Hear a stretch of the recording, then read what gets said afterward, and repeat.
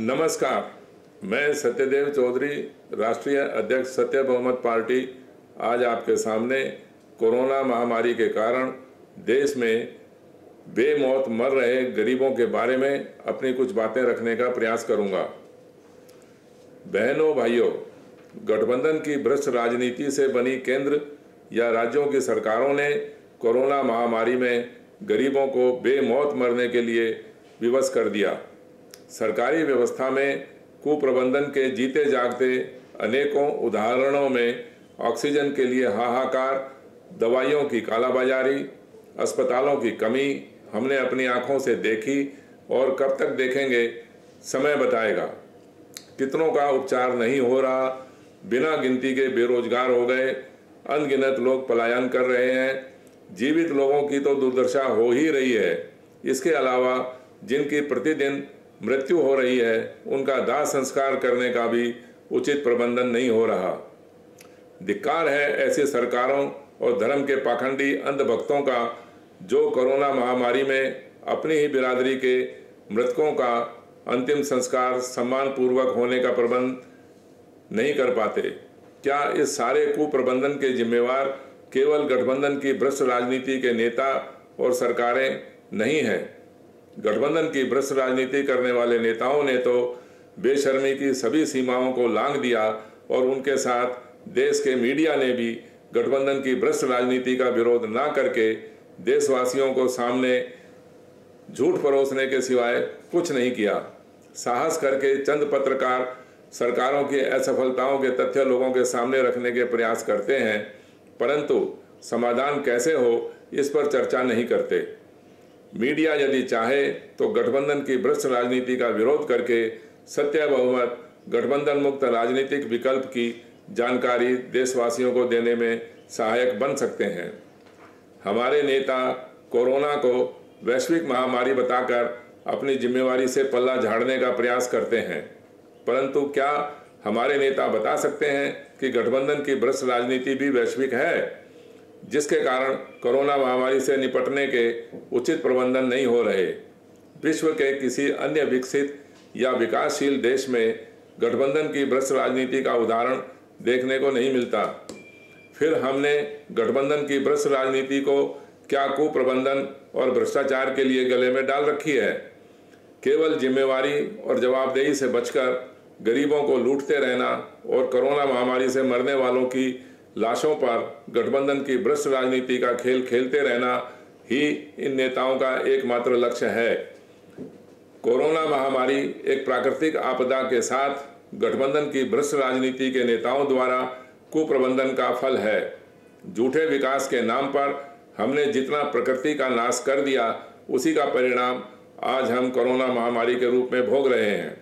विकास का लाभ मुट्ठी भर धनाढ्यों और गठबंधन की भ्रष्ट राजनीति करने वाले नेताओं को ही मिला, जिसकी 100% कीमत निर्दोष और गरीब लोग बेमौत मरकर चुका रहे हैं।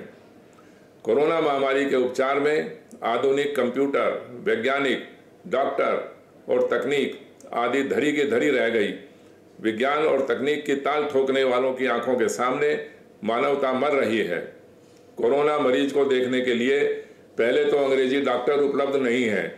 डॉक्टर मिल भी जाते हैं तो उन्हें ये नहीं पता कौन सी दवाई देनी है। दवाई लिख दी जाती है तो दवाई मिलती नहीं है।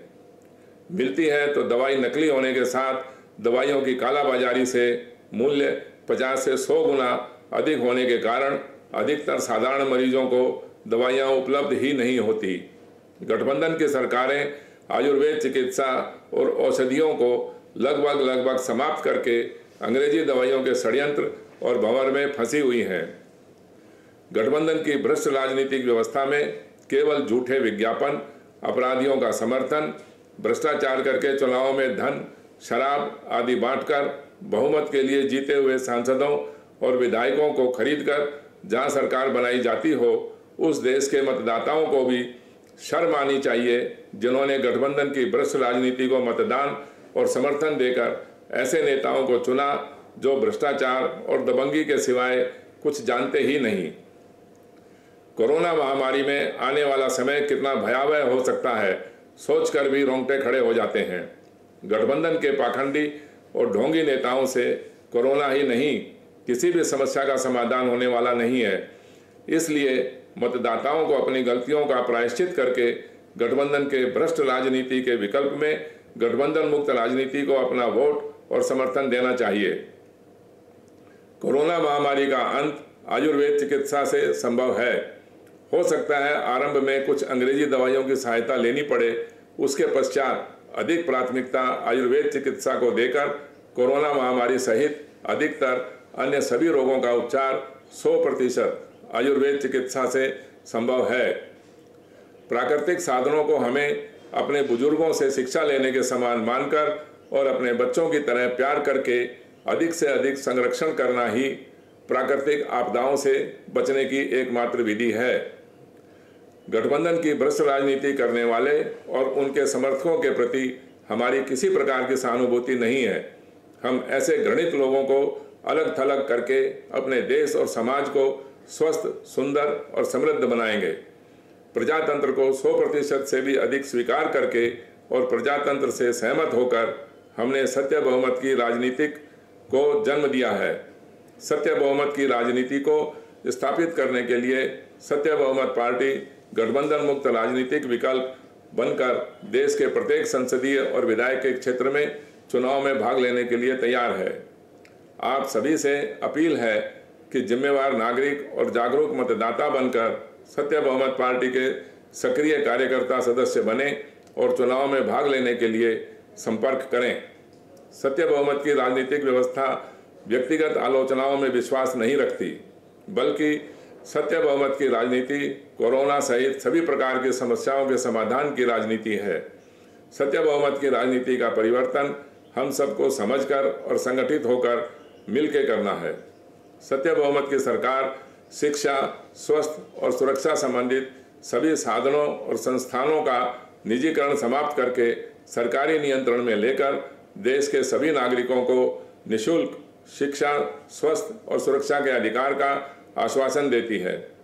सत्य बहुमत की राजनीति कागज के टुकड़ों पर छपे रुपयों के ढेर को विकास नहीं मानती।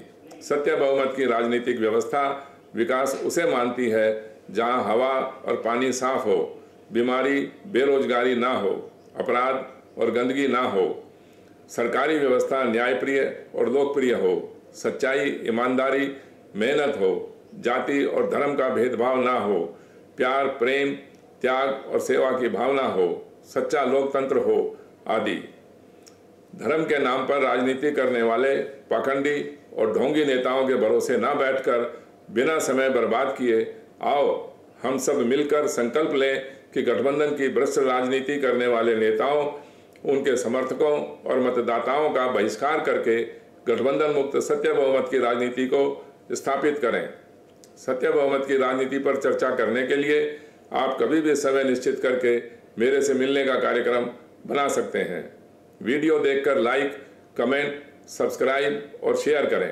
कोरोना महामारी में हो रही निर्दोषों और गरीबों की मृत्यु पर सत्य बहुमत पार्टी और मेरी ओर से गहरा दुख और संवेदना प्रकट करते हुए दिवंगत आत्माओं को शांति प्रदान करने के साथ परमपिता परमेश्वर से प्रार्थना करता हूं कि हम सबको स्वस्थ व प्रसन्न रखे।